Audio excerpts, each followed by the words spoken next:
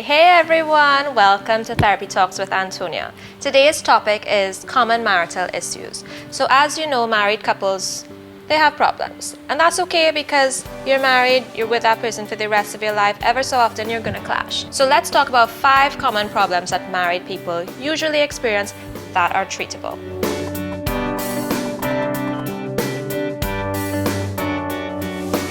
First marital issue is poor communication skills. Why do people not like to speak to each other? Why do people not like to listen?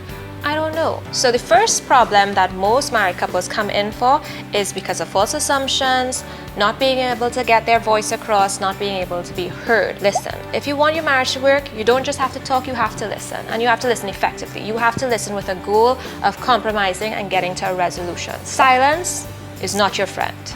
Ignoring your partner or listening to them and not responding to them is not going to help you. If you want to communicate, you have to communicate effectively. Listen, talk back, compromise, get a resolution, be happy. So the next marital issue is declining sexual intimacy.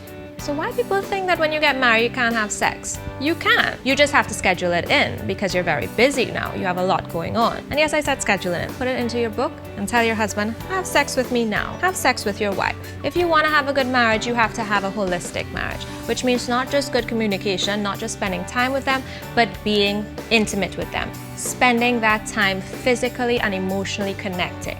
Now you can have exciting sex. Just because you're having sex with one person for the rest of your life, you can change it up.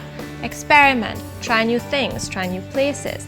Get excited and want to spend that time physically and emotionally connecting with your partner, because a happy sex life means a happy partner, which means a happy marriage. So the next marital issue is the roommate syndrome.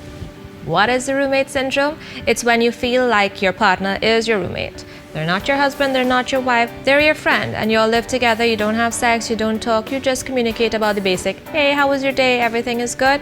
You don't want that to happen, and that's typical when you've gotten so caught up in your life, your career, your family, your friends, your social, that you forget you're married, you forget you have a partner. What you want to do is you want to make sure you always spend quality time with your partner. You coordinate your schedules, so when you're building your marriage, you're building it as a partnership. So it's not a friendship, it's not roommate, you're together, you're living together, you're happy, you're spending time together. Pay attention to them. Build your goals together. At the end of the day, you're in a marriage for life. So you always want to remember to give into their needs, listen to their interests, and make mutual goals together. So the next marital issue is emotional infidelity. What is emotional infidelity? It's not sex, but it's a type of infidelity because you're cheating. You're cheating with your mind, you're cheating with your heart. And is that more damaging than physical infidelity? Most times, yeah, because most couples that experience emotional infidelity, they don't share it with their partner. So you want to communicate with your partner and tell them, if I'm having problems, if I feel like my focus is straying, I feel like this person is meeting some of my needs and you are not. Communicate how you feel, tell them what you're thinking, be honest about it. You don't ever want emotional infidelity to lead to physical infidelity. So you want to be open with why you're having these thoughts, why you feel this way about this other person. And if you're not comfortable being open with your partner, come and talk to a therapist and let's work it through. So the next marital issue is waning appreciation. When you're married for a while, you start to take things for granted. You start to expect your partner to do certain things. But that isn't always good because acknowledgement is key. People need to get that recognition. They need to be appreciated. They need to feel like you're loving what they're doing. The little gestures that they do it out of love. And if you take it for granted or you ignore it or you don't acknowledge it,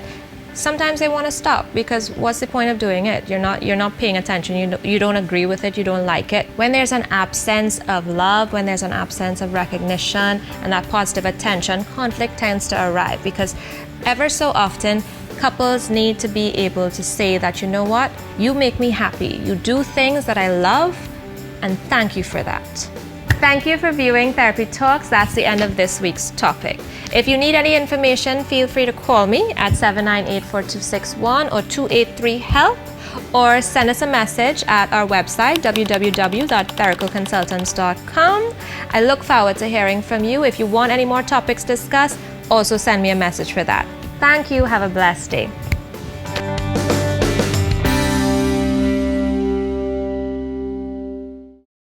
But now we are back, and Therapy Tuesdays has now been blah, blah, blah, blah. So thank you for viewing therapy. Blah, blah, blah. Or send us an email at www.theracoconsultants.com. No, I can't check out the website. The email is Gmail. All right. 3, 2. Oh my gosh.